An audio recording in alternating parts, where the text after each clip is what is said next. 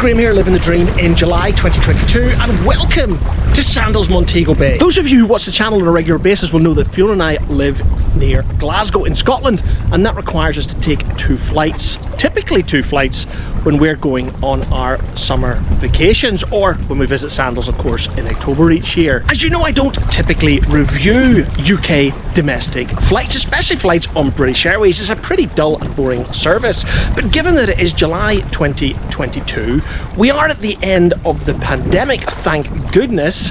Things aren't quite back to normal. UK travel has hit the news on a near daily basis, so I thought that I would actually do a trip report on board British Airways in the Club Europe cabin from Glasgow down to London Heathrow. My objective is to report firsthand to see if what we're hearing in the media is true. So let's head down to London from Glasgow on board British Airways.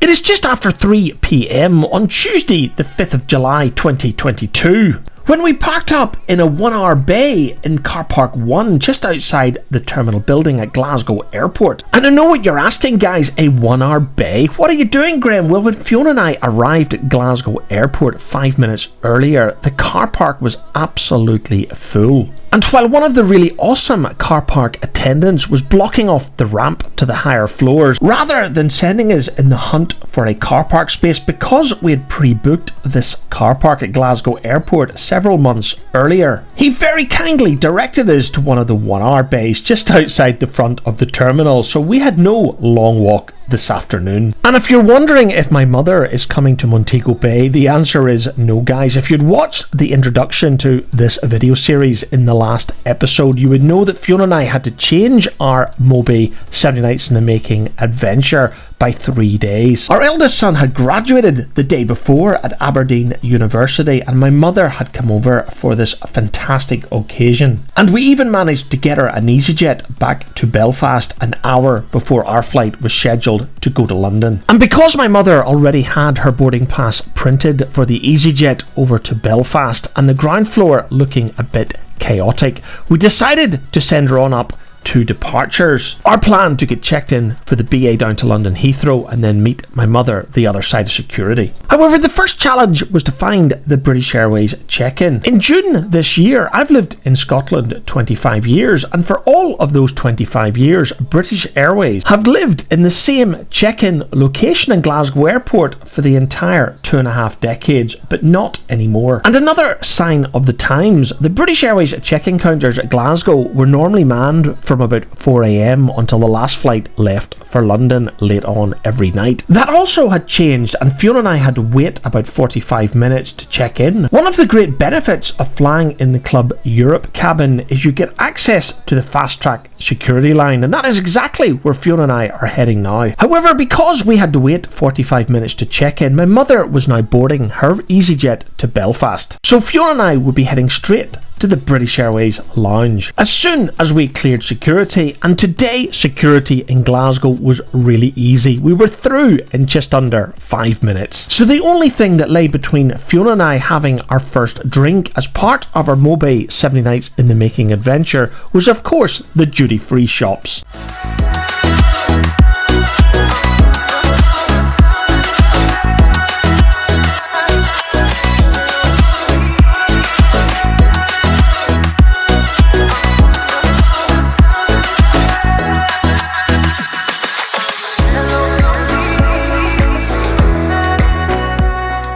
I think it is fair to say that in the decades that I've been using Glasgow Airport, I've seen it a lot busier. And today, Fiona and I experienced no issues transiting this regional airport. And here we are, entering the British Airways business class lounge known as the Galleries opposite Gate 14 and 16 at Glasgow. We'd arrived at the lounge just over 2 hours before our flight down to London Heathrow. We'd started the day many hours earlier in Aberdeen. And because we had a decent breakfast in the hotel, we decided to to skip lunch. However, Fiona was determined to get that first glass of champagne, a tradition of hers every time she enters a BA lounge en route to her holidays. And as you can see, guys, the British Airways Galleries Lounge in Glasgow Airport was very quiet this afternoon, so Fiona and I had our choice of sandwiches. And there were plenty of premium crisps, or should I say potato chips for any Americans watching this video. And to wash the sandwiches and potato chips, or should I say crisps, down, Fiona and I managed to snag 2 glasses of champagne. And yes, guys, the lounge did get a lot busier as we approached the departure of both the Heathrow and the Gatwick flights. And with the notification on the British Airways app on my iPhone and the display board showing our aircraft was soon be boarding, Fiona and I were off to Gate 19, where it looked like our aircraft would be boarding and departing on time.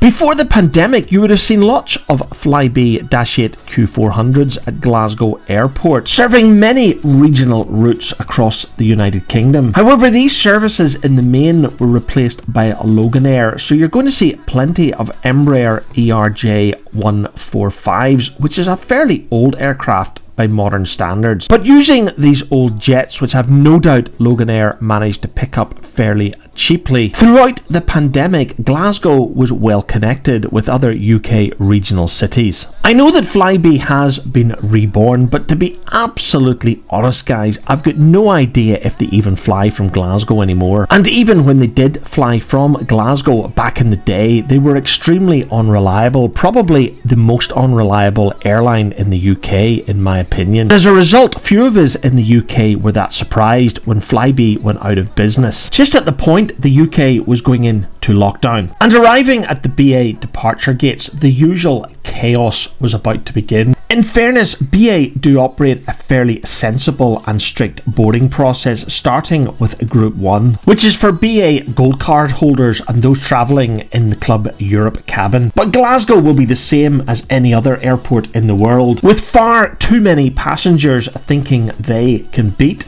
the priority boarding system. And on today's flight down to London Heathrow, Fiona and I were sitting on seats 1D and 1F. Seat 1E being blocked off, which has become pretty normal for European business class. And because Fiona and I hold bronze card status with British Airways, we were able to choose these seats free of charge 7 days before travel. If we'd wanted to reserve these seats any earlier than 7 days, it would have cost us £32 per sector, so £32 for the 2 seats from Glasgow down to London Heathrow and £32 back again. And this is one of the things I really hate about British Airways. Because we had to upgrade to a fully flexible ticket, it cost us nearly £1,200 return for this 1 hour service down to London Heathrow and back again in 2 weeks time, making it the most expensive flight I've ever taken between Glasgow and London. But what choice do we have living in the UK regions and departing internationally from London Heathrow? Before the pandemic, British Airways would have typically operated a service every 1 hour between Glasgow and London,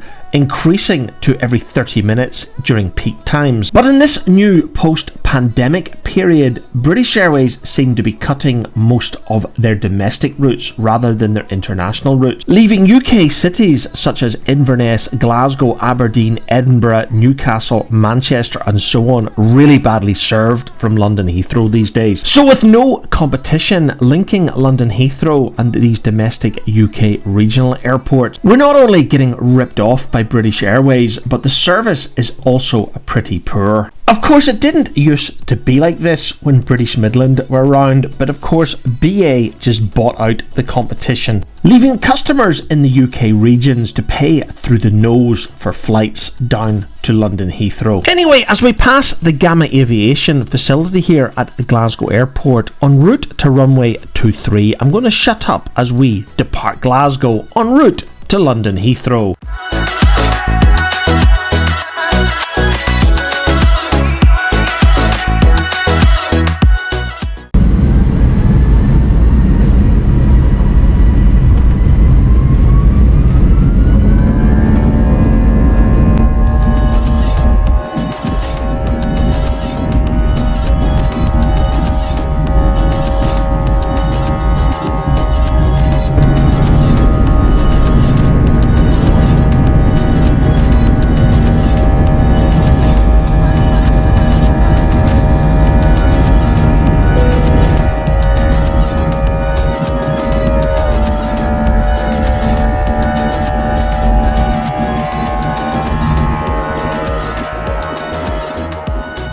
as we climbed through the initial cloud layer, leaving Glasgow behind us. For the 1 hour flight down to Heathrow, it was time for the cabin service to begin. Yeah, what cabin service? Even in the Club Europe cabin, the service on these British Airways regional flights is pretty poor. In the Club Europe cabin, you do get a light snack. Fiona chose a salad, the other option was salmon. And because neither options were that appealing to myself, I decided to wait until we got to the Premier Inn at T5, where Fiona and I had pre-booked dinner. And I'll provide a little bit more information on our meal at the Premier Inn later on in the video. I do want to explain now that the BA cabin crew on our flight today from Glasgow down to London Heathrow were nothing but superb. They were excellent. And it's simply not their fault that BA management have decided to make such cutbacks. And the onboard service and experience designers,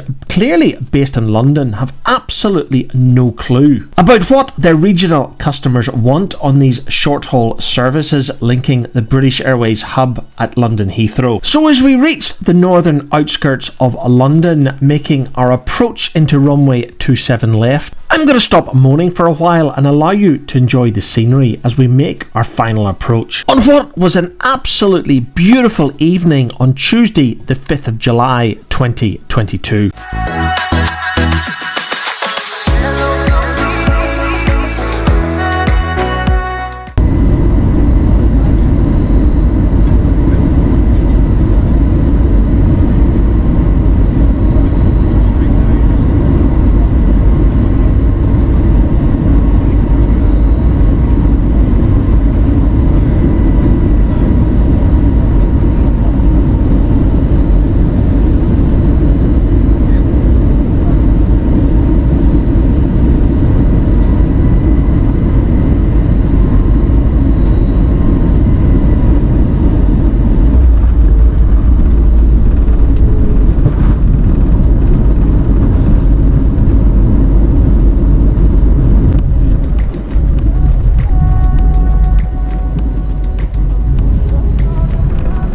So from memory, we arrived at London's Heathrow Terminal 5 pretty well on schedule, and it was great to see so many aircraft back on their stands here at Terminal 5. Another clear example that here in the UK the pandemic is over. I must have called 1,000 times to tell you I'm sorry for everything that I've done, but when I call you, never seem to be home.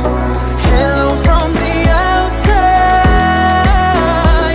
at least I can say that I've tried to tell you I'm sorry for breaking your heart, but As Fiona and I approached the baggage reclaim hall at the domestic section of Terminal 5, we braced ourselves for what we were told would potentially be the longest delay in today's flight. We'd been told of stories in the last few weeks of bags taking longer to get from the aircraft to this baggage carousel at T5 than the flight itself down from Glasgow or Edinburgh. And while it was pretty slow waiting on our bags coming off the aircraft, I'm not sure that it was any worse than normal, because Terminal 5 at Heathrow has always been pretty slow when it comes to getting your bags from the aircraft to the carousel. And as soon as we were airside tonight, Fiona nipped in to M&S to pick up some treats for tomorrow's long-haul flight between Heathrow and Montego Bay. So with water and orange juice procured for tonight's stay at the Premier Inn, and Percy Pigs,